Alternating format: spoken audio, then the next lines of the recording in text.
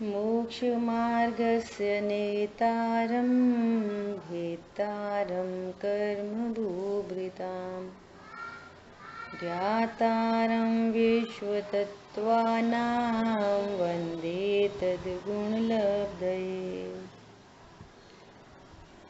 महान ग्रंथ तत्वार्थ सूत्र जी, इसके पहला अध्याय सूत्र नंबर 20 पर अपन लोग स्वाध्याय कर रहे हैं। मति ज्ञान की चर्चा होने के बाद अब आचार्य देव शुद्ध ज्ञान का स्वरूप बता रहे हैं। शुद्ध ज्ञान मति ज्ञान से समर्थ ज्ञान है। मति ज्ञान में जिस बात का निर्णय किया गया उस पर और देखो आगे के पॉइंट में पेज नंबर जो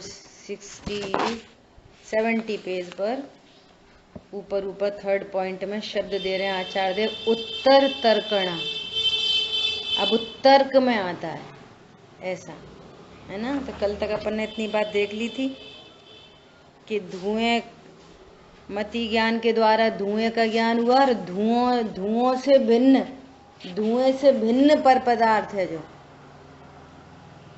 अन्य पदार्थ को अग्नि, वो अग्नि का ज्ञान हुआ, ये शुद्ध ज्ञान है ना। अभी देखो 70 पेज पे थर्ड पॉइंट में क्या कह रहे हैं। मति ज्ञान के द्वारा जाने हुए विषय का अवलंबन लेकर जो उत्तर तर्कणा दूसरे विषय के संबंध में विचार जीव करता है, सो शुद्ध ज्ञान है और समर्थ ज्ञान है। शुद्ध ज्ञान, शुद्ध ज्ञान के दो भेद हैं, अक्षरात्मक, अन अक्षरात्मक।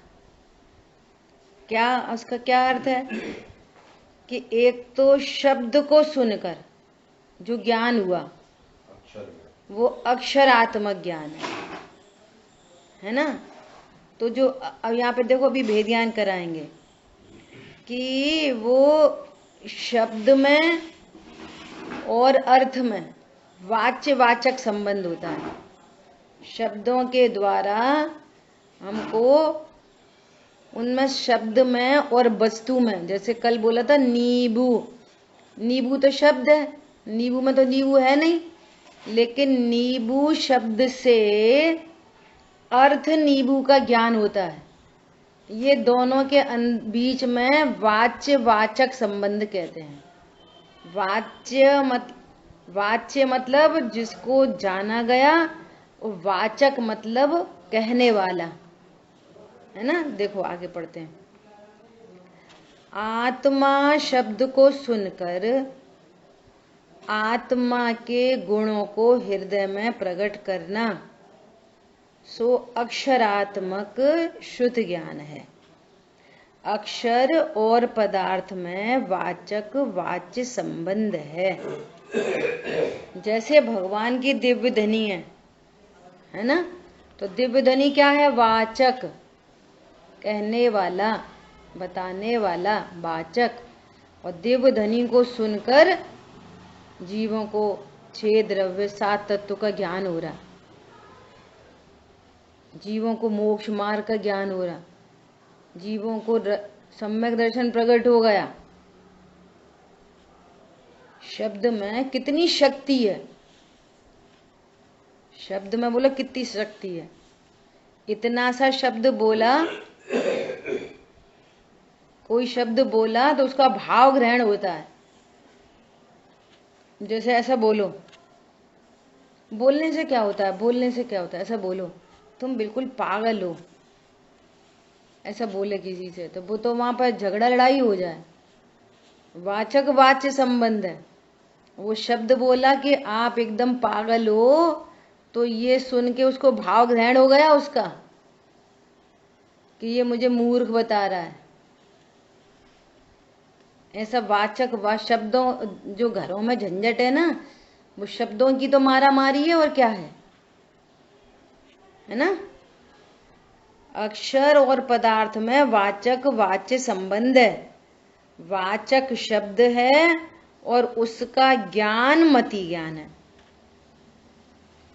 वाचक शब्द है और वाचक से जो ज्ञान हुआ वो ज्ञान जीव की पर्याय है, शब्द पुद्गल की पर्याय है। शब्द में ज्ञान नहीं होता, लेकिन ज्ञान में निमित्त बनते हैं। क्या बोला? शब्द क्या है? शब्द क्या है? पुद्गल की पर्याय। शब्द तो पुद्गल की पर्याय है और ज्ञान जीव की पर्याय है।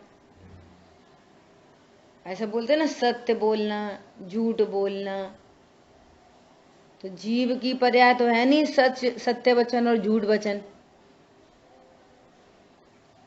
देखो बात किधर से करी जाती है? परिणाम की बात शब्दों से कर, जिसके परिणाम होंगे झूठ बोलने के, उसके वचन असत्य वचन है, पर जीव वचन नहीं बोलता।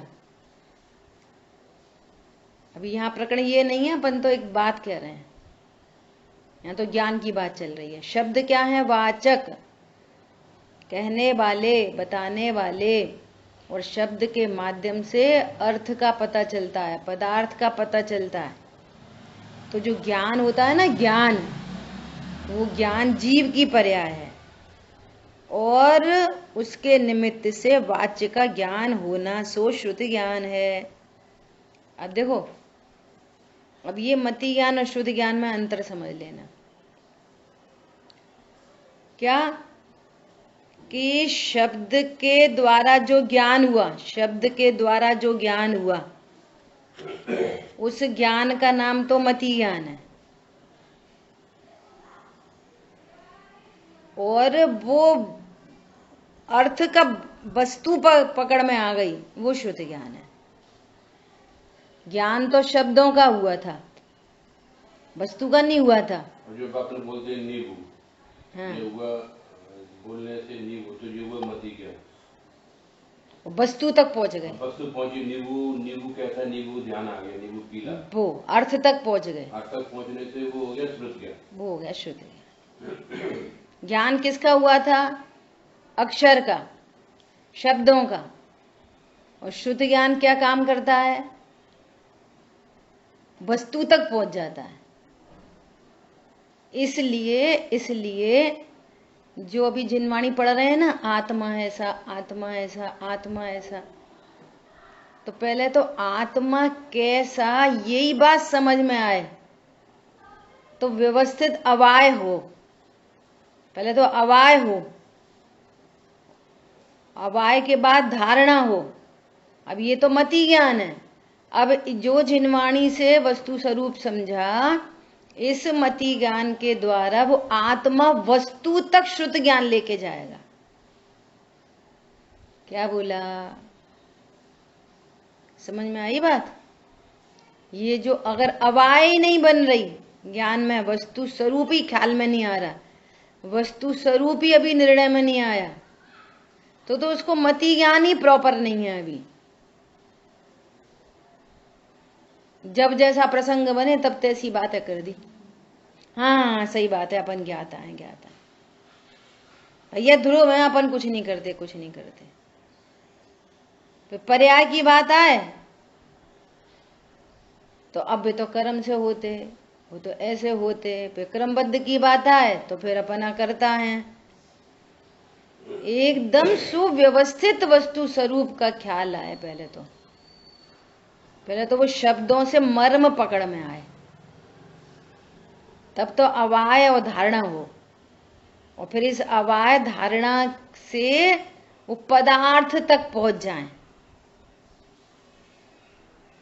एक शब्द बोला नींबू, नींबू शब्द का ज्ञान हो रहा, नींबू शब्द का ज्ञान, वो मति ज्ञान, और उस शब्द के ज्ञान से नींबू अर्थ तक पहुंच जाए, वो शुद्ध ज्ञान।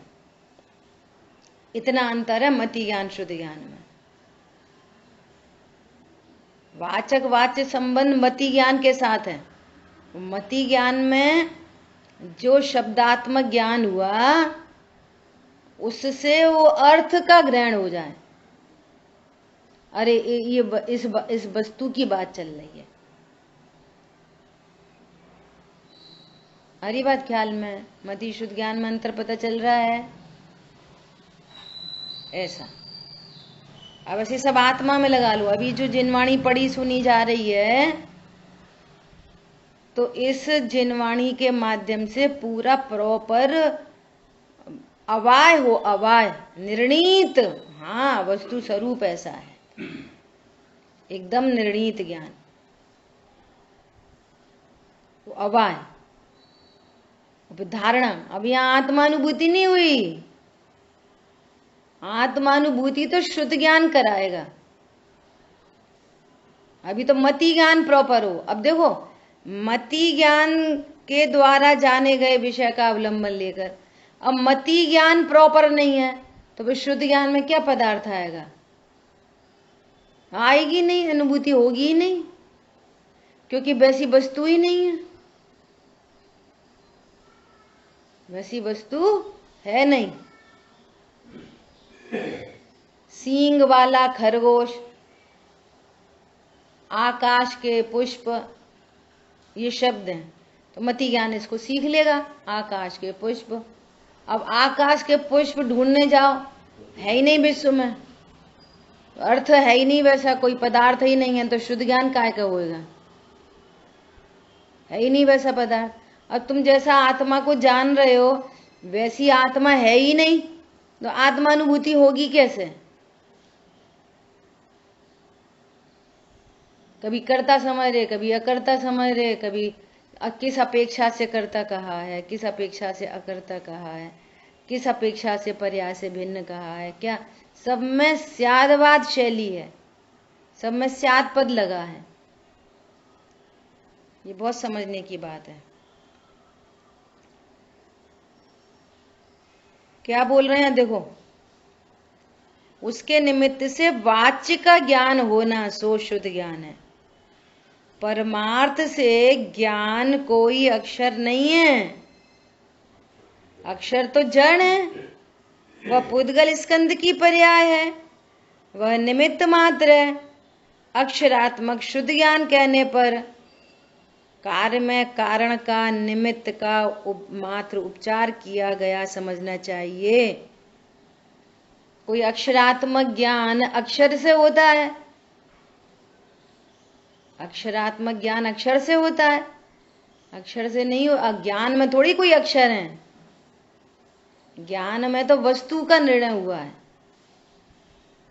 तो वो चूंकि उससे पूर्व में कारण क्या था कि अक्षर का ज्ञान, इसलिए वो ज्ञान का नाम रख दिया अक्षर से, अक्षर से हुआ है ना, तो अक्षरात्मक ज्ञान। समझ में आ रही बात? अक्षर तो जड़ है, वे थोड़ी ज्ञान कराते हैं, ना अक्षर में ज्ञान है, ना अक्षरों से ज्ञान होता।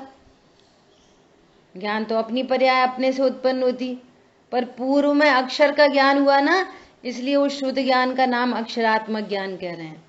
कारण में कार्य का उपचार किया गया है, ऐसा। शुद्ध ज्ञान ज्ञान गुण की पर्याय है, शुद्ध ज्ञान ज्ञान गुण की पर्याय है। उसके होने में मति ज्ञान निमित्त मात्र है। शुद्ध ज्ञान से पूर्व ज्ञान गुण की मति ज्ञान रूप पर्याय होती है, और उस उपयोग रूप पर्याय का व्यय होने से शुद्ध ज्ञान प्रकट होता है। इसलिए मति ज्ञान का व्यय शुद्ध ज्ञान का निमित्त है। कल चर्चा की थी। सबसे पहले सामान्य अवलोकन, सामान्य अवलोकन के बाद अवग्रह, अवग्रह के बाद ईहा, ईहा के बाद अवाय, अवाय के बाद धारणा, है ना, और अवाय के बाद फिर मति ज्ञान का हो जाएगा व्यय, और शुद्ध ज्ञान का होगा उत्पाद। तो कह रहे हैं मति ज्ञान पूर्वक शुद्ध ज्ञान होता है। अब शुद्ध ज्ञान उस अवाय पर विशेष चिंतन करेगा और वो उस अर्थ तक पहुंचेगा, शुद्ध ज्ञान।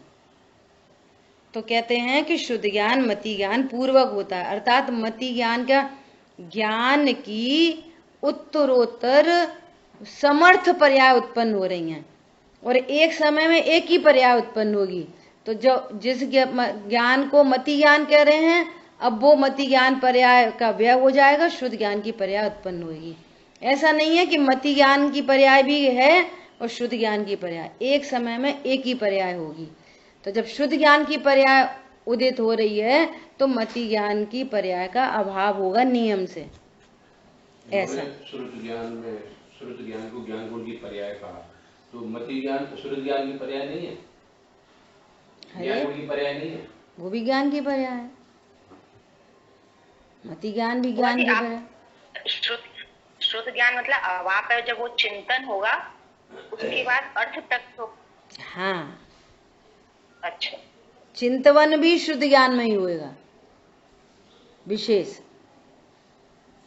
ऐसा मति ज्ञान भी ज्ञान की पर्याय है, शुद्ध ज्ञान भी ज्ञान की पर्याय है। मति ज्ञान की पर्याय का व्यय हो जाएगा, शुद्ध ज्ञान की पर्याय का उत्पाद हो जाएगा। ऐसा दीदी अपन ज्ञान तो श्रुत ज्ञान ही पता लगता है, मति ज्ञान तो पता ही नहीं लगता है, इतने जल्दी होता है। और श्रुत ज्ञान की भी अनेकों पर्याय निकल जाती हैं तो पता चलता है। एक सिंगल वन शुद्ध ज्ञान की पर्याय भी पकड़ में नहीं आती, असंख्य पर्याय निकलती हैं तब पकड़ में आती है। असंख्य पर्याय, 2 4 10 20 नहीं, एक ग्रुप निकल के जाता है। अब इसको तो अपन स्थूल में से, अगर जिन्होंने फिजिक्स पढ़ी है तो अपन वेव पढ़ते थे, वेव, लाइट वेव, तो उसमें अपन पढ़ते थे असेंडिंग ऑर्डर में गई फिर डिसेंडिंग ऑर्डर में गई, तो उसका कितना फास्ट मूवमेंट है, तो हमको कहाँ पता चलता है? बोलो ये लाइट में ऐसे ही। हाँ, है ना। और वो जी ये जो ट्यूबलाइट जल रही है ना, ये बार बार बुझ रही है, बार बार जल रही है, लेकिन बुझी हुई हमें कहाँ दिख रही है? इतना फास्ट मूवमेंट है। आज जैसे पिक्चर देखते हैं, वीडियो पिक्चर, है ना, तो जो पिक्चर देख रहे हैं ना वीडियो, तो उसमें एक पिक्चर, जैसे जो लोग एनिमेशन करते हैं, 1 पिक्चर 2 पिक्चर 3 पिक्चर, ऐसी हजारों पिक्चर को फास्ट मूव कर देते हैं, तो वो ऐसा दिखती है। फिर ऐसा पेन उठाया, ऐसा होठ खुले, बोला, तब दिखती है। इसमें हजारों डिजाइन होती हैं, तब एक मोमेंट दिखाई देता है। तो लेकिन हमारा ज्ञान उनको कहाँ पकड़ पाता है? अब जैसे ऐसे समझ लो कि यहाँ से बोला गया और सब लोग कितनी कितनी दूर बैठे हैं, और वहां तक ये सबको अपने अपने मोबाइल पर ये साउंड सुनाई दे रही है। कितना फास्ट मोमेंट है, बोलो, वेव का कितना फास्ट मोमेंट है। और यहां बोला गया और वहां सुना गया में जरूर टाइम डिफरेंस है। सेम टाइम तो हो ही नहीं सकता किसी कीमत पे। बोला फिर सुना, तो वहां पर टाइम का फ्रैक्शन है, लेकिन हमारे ज्ञान का विषय नहीं है जरूर, अनुमान से पता चलता है। एक ही समय बोला जा रहा है, एक ही समय सुना जा रहा है, ये कहाँ होता? टाइम का फ्रैक्शन है बीच में, लेकिन अपन को ऐसा लग रहा है अभी अभी आप बोल रहे हो, उसी समय हम सुन रहे हैं, सेम टाइम पे सुन रहे हैं। इतनी सूक्ष्म पर्याय है ये हमारे ज्ञान का पता, हमारा ज्ञान इनको पता नहीं लगा पाता। देखो, इसमें बहुत बहुत बड़ा रहस्य निकलता है, इसमें बहुत बड़ा रहस्य निकल के आता है। इसलिए हमने परिणाम बिगाड़ लिए, हमने परिणाम सुधार लिए, ये मैटर बनता ही नहीं है। सुना, जो परिणाम बिगड़ गया और हमको ज्ञान में जानने में आया, तो वो तो बिगड़ ही चुका ना। जो बिगड़ चुका है उसको कैसे सुधारोगे? अब आपको लग रहा है कि हमने सुधार लिया, सुधार नहीं लिया, वो सुधरा दूसरा कोई और परिणाम आया है, हमने नहीं सुधार लिया। जो बिगड़ ही चुका है उसको कैसे सुधारोगे? जो रोटी बिल चुकी है, दृष्टांत समझो, रोटी बिल चुकी, अब बिल चुकी है, कैसे सुधारोगे? तो फिर वापस उसकी लोई बना के दोबारा बेला गया है ना, तो फिर तो वो कोई और टाइम फैक्टर हो गया ना। इसके बीच में तो बहुत सारी पर्याय निकल गई। उसी परिणाम को कैसे सुधारा गया? वही का वही परिणाम कैसे सुधरता है? तो आप बोलते हैं परिणाम बिगड़ता है उस समय ये विज्ञान करके। आवाज नहीं प्रॉपर नहीं आ रही, टूट टूट के आ रही है, फिर से बोलो। जैसे कोई प्रश्न करता है, आप बोलते हैं मैं करता हूँ किसी आवाज नहीं आ रही प्रीति बिल्कुल। दोबारा ज्वाइन करो। अब दोबारा ज्वाइन करके बोलना, ठीक है। देखो यहाँ पर इससे क्या अर्थ निकल रहा है, इसलिए ये अर्थ निकल रहा है कि मोक्ष मार्ग बिगाड़ने सुधारने का है ही नहीं, फिर काय का है? आत्म वस्तु कैसी है इस बात को समझने का है बस। निर्णय हुआ और वो सुधरने वाले परिणाम स्वयं सुधर जाएंगे, और अभी भी जो बिगड़ने हैं सो बिगड़े रहेंगे, और क्रम से कषायों का अभाव होगा तो मोक्ष मार्ग प्रशस्त होएगा। पूरा कार्यक्रम तत्व निर्णय करने से होता है, पूरा कार्यक्रम। वो पर्याय सुधारने की बात तो तब आए जब वो हमारे ज्ञान का विषय बने। हमारे ज्ञान का विषय तो वो तब बनती है जब वो हो चुकती है, और जब वो हो चुकी तब क्या सुधार हो गए? वो तो हो ही चुकी। उस संबंधी जो बंद होना है वो हो गया, हो चुका। सांप निकल गया, अब लाठी पीटते रहो। जो उस संबंधी उत्कर्षण अपकर्षण संक्रमण कर्मों में जो कुछ होना होगा सब हो चुका। अब आप करोगे क्या उस पर्याय का? वो तो चल भूतकाल में चली गई। ये है नया वर्तमान, हर पर्याय में नया वर्तमान। और गंभीरता से विचार करोगे तो पता चलेगा बिगाड़ने सुधारने का मौका ही नहीं है, बिल्कुल मौका नहीं है। फिर क्या करना?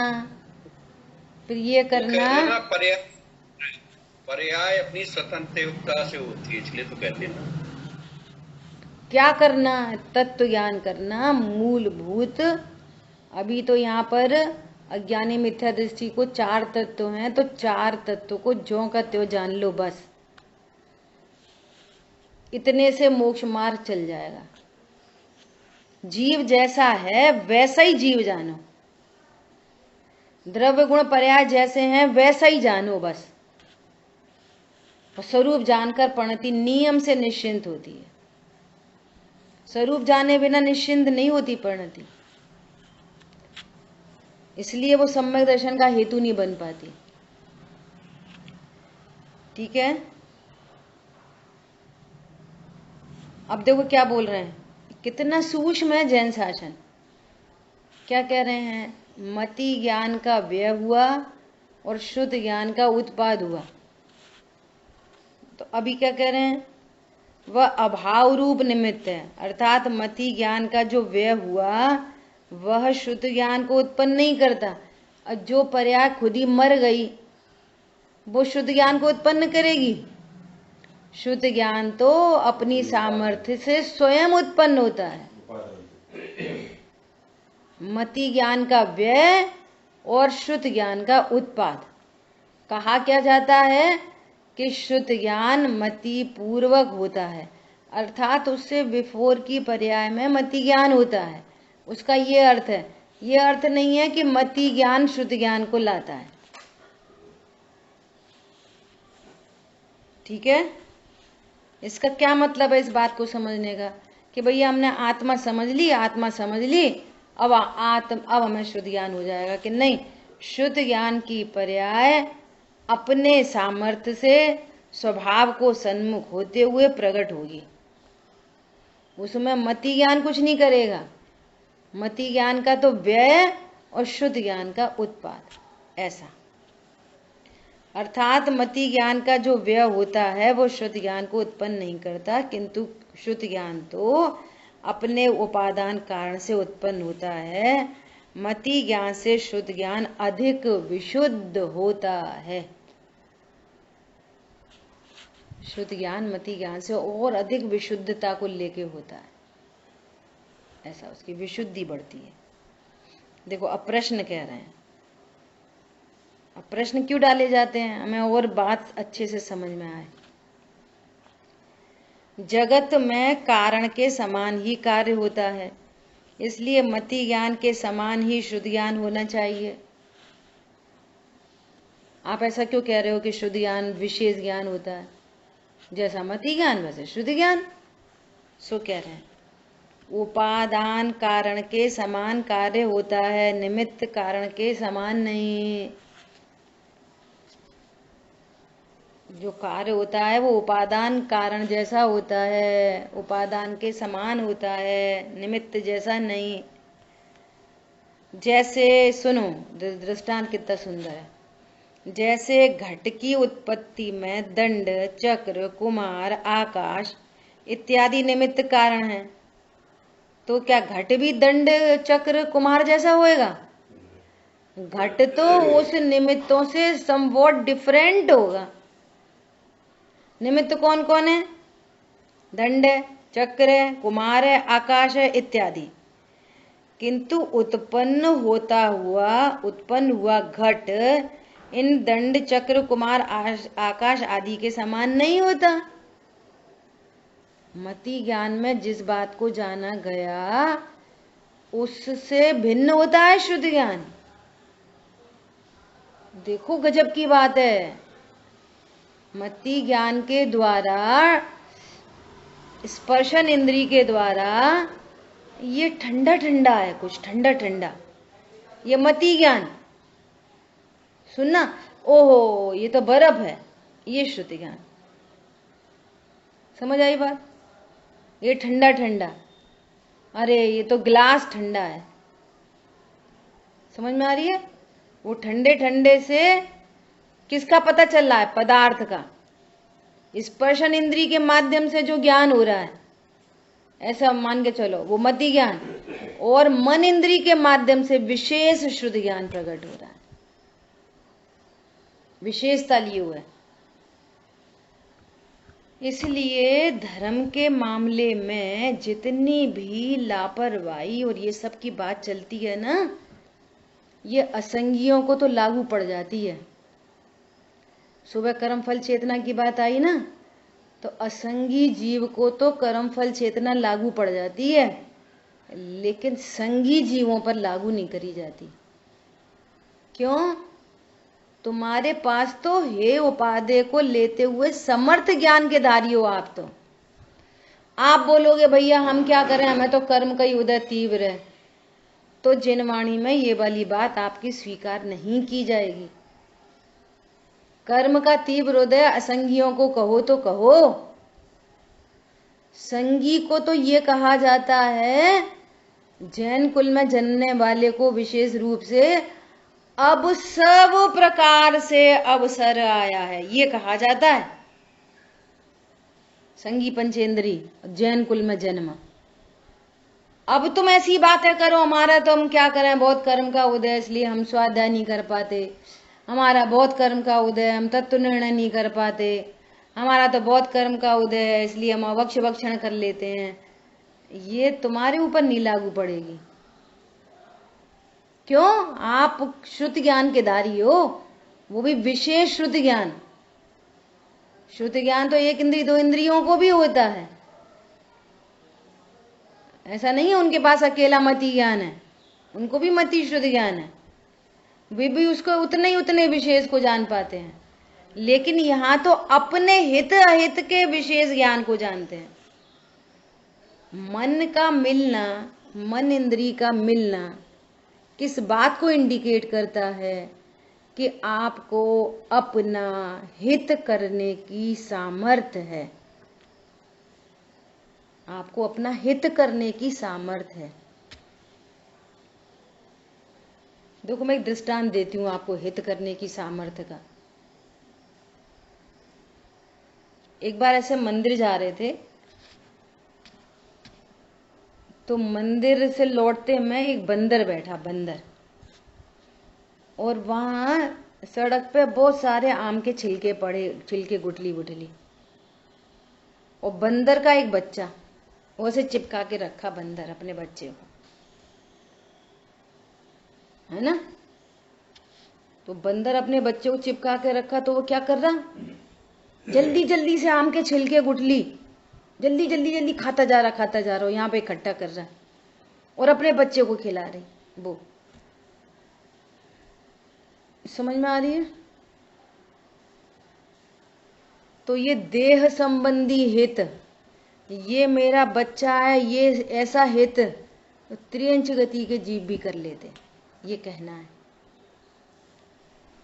और उनके पास, त्रियंच गति के जीवों के पास वर्तमान में कौन सी ऐसी सुविधाएं हैं कि वे मंदिर चले जाएं और जिनवाणी को खोल के स्वाध्याय कर लें, जबकि त्रियंच गति के जीव भी पूर्व अभ्यास के कारण, पूर्व अभ्यास से जो अपनी पहले चर्चा हो गई, वो निसर्ग सम्यक दर्शन वे भी ले लेते हैं। लेकिन जहां सर्व सुविधाएं मिली हैं, देव, शास्त्र, गुरु, और अभी आप बोलो कि अब हमें तो कर्म का उदय बहुत तीव्र है और मंदिर में बैठा है, आके स्वाध्याय में बैठा है, तो कषाय की भी मंदता है, ये भी सिद्ध हो रहा है। क्यों? अगर कषाय की मंदता होती तो मंदिर नहीं आता, ऐसे ऑनलाइन स्काइप खोल के जिनवाणी सुनने नहीं बैठता। तो कषाय की मंदता भी है, ज्ञान का क्षयोपशम भी है। अब तुम बहाने बनाओ तो ये अपने आप को संसार समुद्र में डुबाने की बातें हैं। अभी भी बहाने बनाओ तो, इसलिए लिखा अभी क्या बोलते हैं, बड़े पंडित साहब ने अभी आर्जव धर्म की चर्चा में ये वाली बात करी थी। अवसर आया है सर्व ओर से और तुम बहाने बना रहे हो, ये तुम्हारी कुटिलता है, सरलता नहीं है। ये अर्थ किया था उन्होंने। कोई बहाना नहीं बनाओ, रत्नत्र रथ पर चढ़ जाओ, क्यों समझे ठगता औरों को, पाप बंद कर ठगता खुद को। हम तो कह देंगे, क्यों आज स्वाध्याय में क्यों नहीं आए, हम तो कह देंगे आज है ना हमारे यहाँ वो आए थे, जे आए थे, मक्खी आई थी, मच्छर आए थे। तो किसको ठग रहा? अपने को। ऐसा मनुष्य मतलब सातिशय ज्ञान का धारी, सातिशय ज्ञान का धारी। मनुष्य मतलब भले अभी पंचम काल है, पंचम काल में भी 3 कषाय चौकड़ी का अभाव कर सकता है, और जो भार द्रव्य से स्त्री हैं वे 2 कषाय चौकड़ी का अभाव कर सकती हैं पंचम काल में भी। उसका नाम मनुष्य है, सातिशय ज्ञान का धारी है मनुष्य।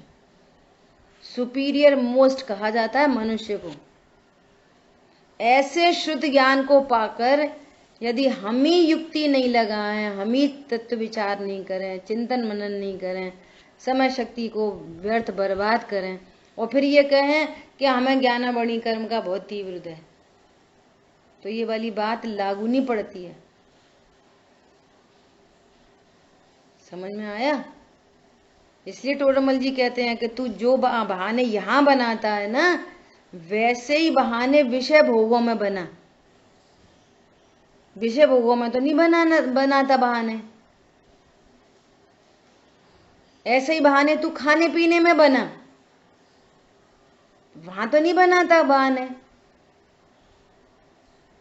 इसका अर्थ है कि तेरी रुचि यहां नहीं है। इसका अर्थ है कि तुझे अभी संसार में बहुत रुलना है। इसका अर्थ है कि तेरा क्रमबद्ध ऐसा ही है। सब ओर से अवसर मिलने के बाद भी बहाने बनाए, ऐसा है शुद्ध ज्ञान। संघी पंचेंद्रीय शुद्ध ज्ञान मतलब सातिशय ज्ञान। ये वो शुद्ध ज्ञान है जो केवल ज्ञान को लेके आता है। ये वो शुद्ध ज्ञान है ये जो हम तुम के पास है अभी। इस शुद्ध ज्ञान में केवल ज्ञान को लेके आने की ताकत है।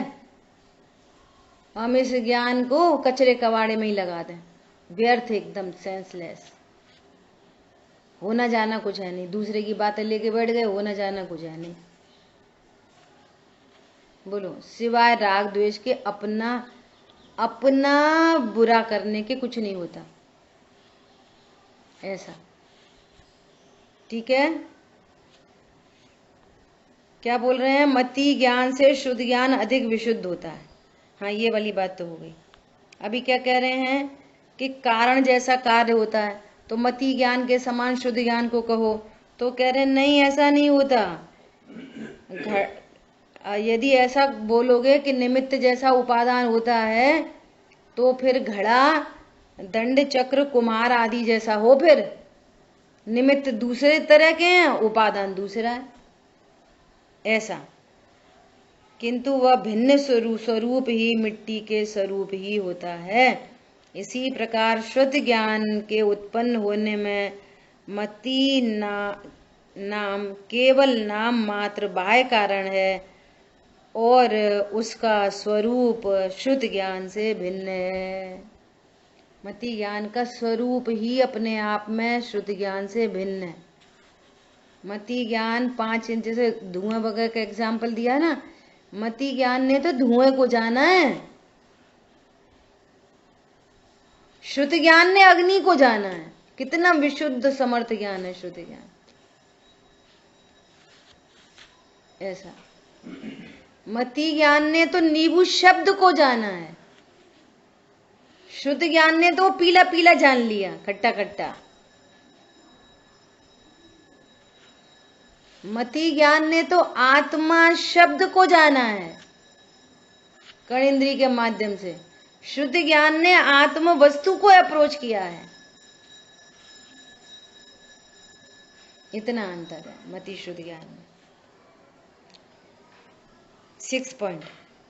एक बार शुद्ध ज्ञान के होने पर फिर जब विचार प्रलंबित होता है, तब दूसरा शुद्ध ज्ञान मति ज्ञान के बीच में आए बिना भी उत्पन्न होता है। देखो, एक कोई विचार चल रहा है, शुद्ध ज्ञान हुआ, अब उसी से लेके कोई दूसरी बाइफरकेट हो गई लाइन, तो जरूरी नहीं है कि अब दूसरी बार के लिए फिर मति ज्ञान चाहिए। शुद्ध ज्ञान से फिर अगला शुद्ध ज्ञान हो जाता है, अगर उसी का और विशेष में उसको चिंतन चले और विचार चले, ऐसा। ऐसे प्रश्न, ऐसे शुद्ध ज्ञान में मति पूर्वम इस सूत्र में दी गई व्याख्या कैसे लागू होती है? आप तो कह रहे शुद्ध से शुद्ध हो जाता है, यहाँ पर तो लिखा है मति पूर्वम, तो ये इस सूत्र की व्याख्या कैसे लागू पड़ेगी? तो कह रहे हैं वो पहले हुआ था ना, बस इतनी जरूरत है। इसमें पहला शुद्ध ज्ञान मति पूर्वक हुआ था, इसलिए दूसरा शुद्ध ज्ञान भी मति पूर्वक है, ऐसा उपचार किया जा सकता है। सूत्र में पूर्व पहले साक्षात शब्द का प्रयोग नहीं किया है, इसलिए यह समझना चाहिए कि शुद्ध ज्ञान साक्षात मति पूर्वक और परंपरा मति पूर्वक ऐसे 2 प्रकार से होता है। धवला जी पुस्तक का यहाँ पे हवाला दिया है, ठीक है। देखो, भाव शुद्ध और द्रव्य शुद्ध, ये शब्द अपन बहुत सुनते हैं, भाव शुद्ध द्रव्य शुद्ध। द्रव्य शुद्ध है जिन वाणी में द्रव्य भाव शब्द एक साथ आए, तो उसका ये अर्थ समझना चाहिए, द्रव्य इज रिलेटेड टू पुद्गल और भाव इज रिलेटेड टू जीव। तो द्रव्य शुद्ध पुद्गलात्मक है, ये पूरी जिनवाणी है, ये द्रव्य शुद्ध है, पूरी जिनवाणी। भाव शुद्ध हमारे ज्ञान की पर्याय है। कोई ऐसा बोले समय सार जी की 6वीं गाथा में बताया है, क्या बताया है? ये बताया है कि आत्मा न प्रमत्त होता न अप्रमत्त होता, वो तो एक ज्ञायक भाव। अब वो एक ज्ञायक भाव मैं हूं, ऐसा पूरा भाव वासना में आए, वो भाव श्रुत रूप कन्वर्ट होएगा। ये जिनवाणी द्रव्य शुद्ध और मति ज्ञान से जो हम जान रहे हैं वो भी द्रव्य शुद्ध। द्रव्य शुद्ध का ही तो ज्ञान हो रहा है वो, आत्मज्ञान नहीं हुआ। आत्मज्ञान हो तो भाव शुद्ध हो। ऐसा शुद्ध ज्ञान में तारतम्य की अपेक्षा से भेद होता है और उसके निमित्त में भी भेद होता है। भाव श्रुत और द्रव्य श्रुत, इन दोनों में 2 अनेक और 12 भेद होते हैं। भाव श्रुत को भावागम भी कहते हैं। ये भावागम है और उसमें द्रव्यागम निमित्त होता है। द्रव्यागम श्रुत के 2 भेद हैं, अंग प्रविष्ट और अंग बाह्य। अंग प्रविष्ट के 12 भेद हैं।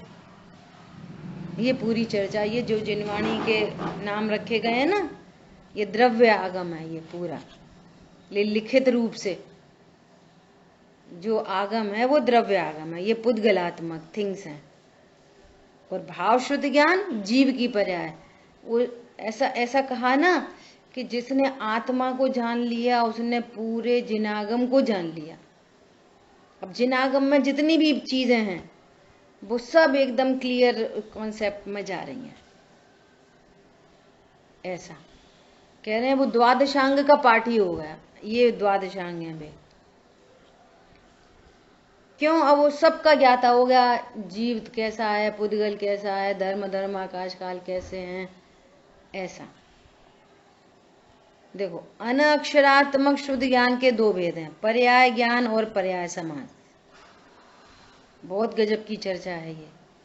सूक्ष्म निगोदिया जीव के उत्पन्न होते समय जो पहले समय में सर्व जघन्य शुद्ध ज्ञान होता है। कोई जीव कहीं से मरकर अब निगोदी में उत्पन्न हुआ तो उसका जो सबसे प्रथम ज्ञान है ना, पहले समय में कैसा ज्ञान है? सर्व जघन्य, बहुत शॉर्ट ज्ञान, बहुत कम को जानने वाला है ना। कहते ना अक्षर के अनंतवा भाग, ऐसा। तो वो जघन्य शुद्ध ज्ञान है, सो पर्याय ज्ञान है। दूसरा भेद पर्याय समास है। सर्व जघन्य ज्ञान से अधिक ज्ञान को पर्याय समास कहते हैं। उसके असंख्यात लोक प्रमाण भेद हैं। निगोदिया जीव के सम्यक शुद्ध ज्ञान तो नहीं होता। सम्यक संज्ञा पड़ती है आत्मा से, आत्मज्ञान से सम्यक संज्ञा पड़ती है। तो सम्यक शुद्ध ज्ञान तो नहीं होता, किंतु मिथ्या शुद्ध होता है। जैसे अपन चींटी की बात कर रहे हैं। चींटी गई, उसको मीठा मीठा लगा तो वो समझ गई ये मीठी है, ये मेरे हित रूप है। तो अब ये उसको शुद्ध ज्ञान हो रहा है। लेकिन वो शुद्ध ज्ञान नहीं हो रहा जो संगी पंचेंद्री को आत्महित रूप होता है। अपन ने बंदर का एग्जाम्पल दिया था ना, वो इसलिए दिया था कि शरीर सापेक्ष हित, अपने बच्चों के सापेक्ष हित तो त्रियंश गति के जीव भी कर लेते हैं। और यदि हमारी दिल्ली इतनी ही है, क्या? अपना हित, अपने शरीर का हित, अपने खाना पीना और अपने बच्चे, और इससे ज्यादा क्या होता है? समझ में आ रही है बात? तो ये तुम कर्म फल चेतना में जी रहे, जिसका फल अनंत संसार है। स्वरूप समझ के और मति ज्ञान से जिन बातों को जिनवाणी के माध्यम से जाना जा रहा है, ऐसा मैं हूं, ऐसा शुद्ध ज्ञान के द्वारा स्वयं को अप्रोच करे तो ये संगी पंचेंद्रीपना सार्थक हो। नहीं तो संगी पंचेंद्री तो वो बंदर भी है, बिल्ली भी है, कुत्ता भी है। जितना वो सोच पा रहे हैं उतना ही हम सोच पा रहे हैं। नहीं, हम तो घर बनाते हैं, ऐसा करते हैं, खाना बनाते हैं, फलाना करते हैं, हम तो बहुत काम करते हैं। भैया वो चिड़िया है ना, वो भी घोंसला बनाती है, वो भी अपने अंडे उसमें सुरक्षित करके रखती है। मैं और मेरा, मैं करता मैं भोगता, चिड़िया भी करती है। चिड़िया के घोंसले देखे ऐसे सुंदर सुंदर, लोग अपने ड्राइंग रूम में सजाने के लिए ले आते हैं। ऐसे गजब गजब के, फुल्ली वेंटिलेटेड, पूरी आर पार हवा जाती हो, धूप जाती हो, इतने सुंदर।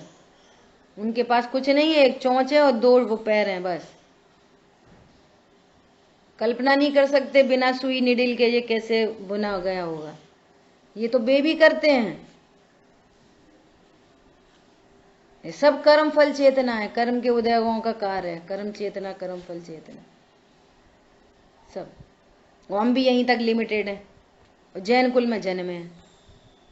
हमारे ऊपर तो बहुत बड़ी जिम्मेदारी है। समझ में आया? इसलिए वो एग्जाम्पल दिया था।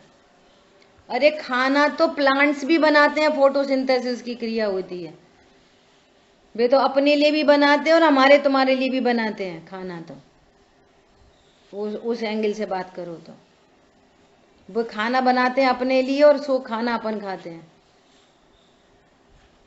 अब जो दृष्टांत में बात चल रही है उधर से ही समझना सब बात है। बोलो, पारमार्थिक हित नहीं करे, बस कमाओ धमाओ खाओ पियो, मेरे बच्चे मेरे वो मेरे जे, मेरा भाई मेरी बहन, बस बात खत्म हो गई। एक था राजा एक थी रानी, दोनों मर गए, खत्म कहानी। प्रभु एक मनुष्य पर्याय खो दी, जैन कुल में जन्म लेके एक मनुष्य पर्याय खो दी, जो शुद्ध ज्ञान केवल ज्ञान को लेके आता, ऐसे शुद्ध ज्ञान को बर्बाद किया। और जो ज्ञान की विराधना करता है वो डूबता मझधार में। जो विराधक ज्ञान का वह डूबता मझधार है, जो आराधक ज्ञान का वो भव सिंधु से पार होता है। इसलिए मिसयूज नहीं करना। जिस चीज का मिसयूज किया जाता है प्रकृति में, प्रकृति उसी को छीन लेती है। ठीक है, समय अपना हुआ है, शेष चर्चा अपन आगे करेंगे।